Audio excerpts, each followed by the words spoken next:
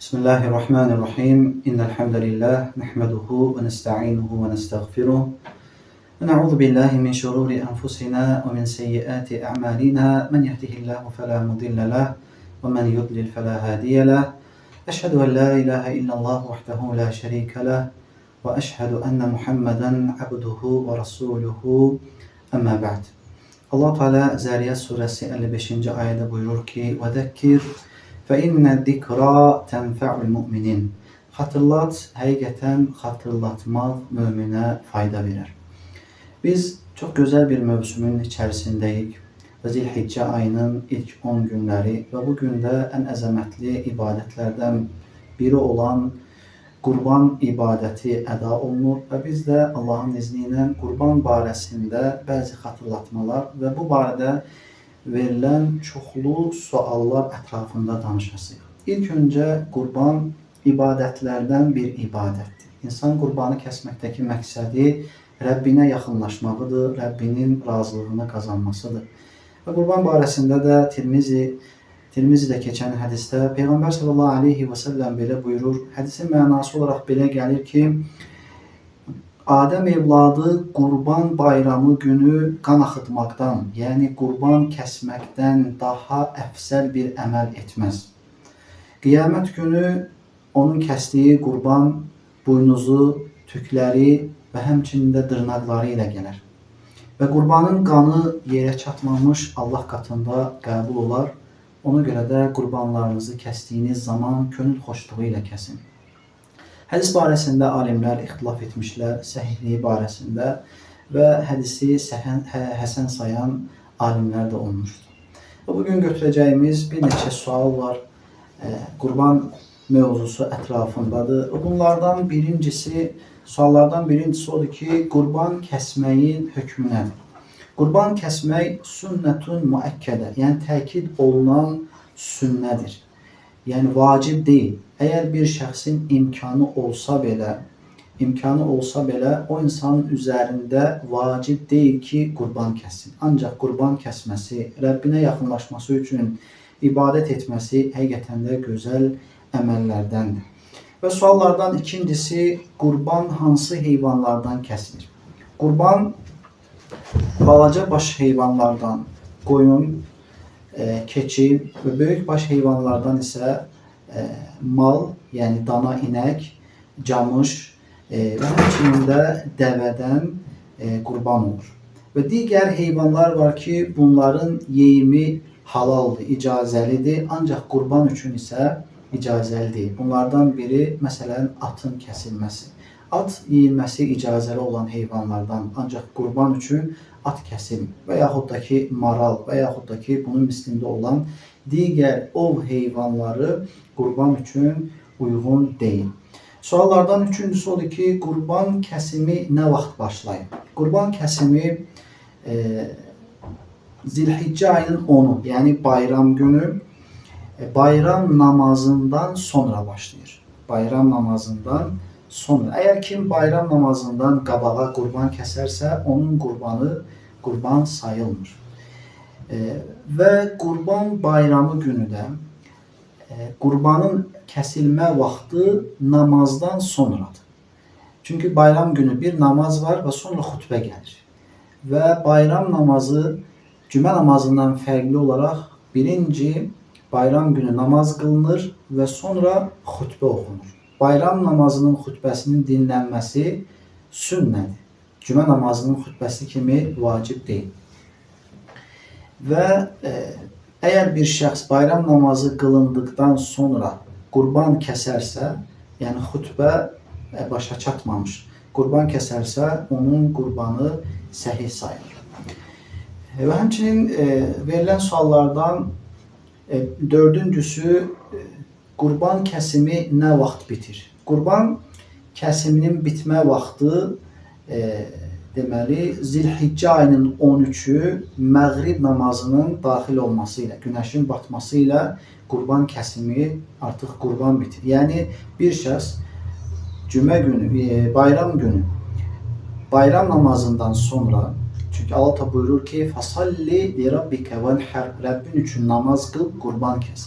Yəni ilk öncə fikir versəz ayədə gəldiyi kimi namaz qıl. İlk öncə namaz qılınır və bayram günü, bayramdan sonra 3 gün, yəni ümumi olaraq bayram 4 gündür. Və 4-cü günün məğrib namazına qədər qurban kəsilə bilər.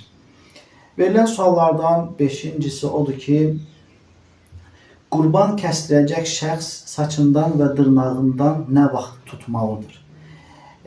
Saçından və dırnağından bir var qurbanı kəsən qəssab, bir də var ki, qurban kəsdirən kimin adından qurban kəsiləcəkdirsə, burada nəzərdə tutulan kimin adından qurban kəsiləcəkdirsə, o şəxs saçından və dırnağından heyvan, yəni o qurbanlığı kəsilənə qədər saçından və dırnağından tutmur. Bəziləri düşünür ki, bayram namazı qılındı, artıq o saçından və dırnağından tuta bilər. Xeyr, qurbanı kəsilənə qədər. Hətta ola bilsin ki, qurbanı bayramın 4-cü günü kəsilsin və ona qədər o şəxs saçından və dırnağından tutmur.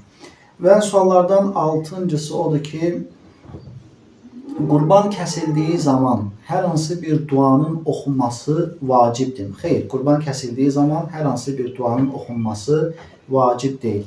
7-cisi, qurban ətindən onu kəsən şəxsə verilə bilərmi? Burada baxır niyyətə.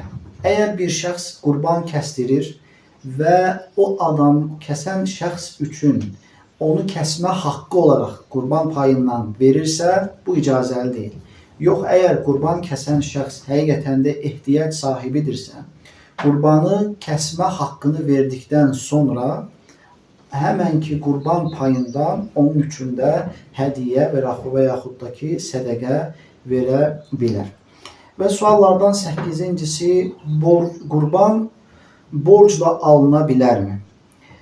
Bu yenə qayıtır şəxsin özünə. Əgər maaşı, yəni aylıq gələn gəliri qurbandan sonra gələcəkdirsə və bu zaman o şəxs maaş əvəzinə başqasından borc götürər və maaşda həmənki şəxsin borcunu qaytara bilər və yaxud da ki, müəyyən bir müddət üçün borc götürüb, borc kəsdirə bilər. Çünki qurban, yəni sayılı günlərdir, 4 gündür, yəni insan bu 4 gündə qurbanını kəsdi, həmənki ibadəti əda etmiş sayılır. Əgər bu günlər keçərsə, ibadəti artıq edə bilmir. Amma borcu isə müəyyən vaxtdan sonra qaytara bilir. Bu da borcu verən şəxslə razılaşaraq bunu etmək icazəlidir.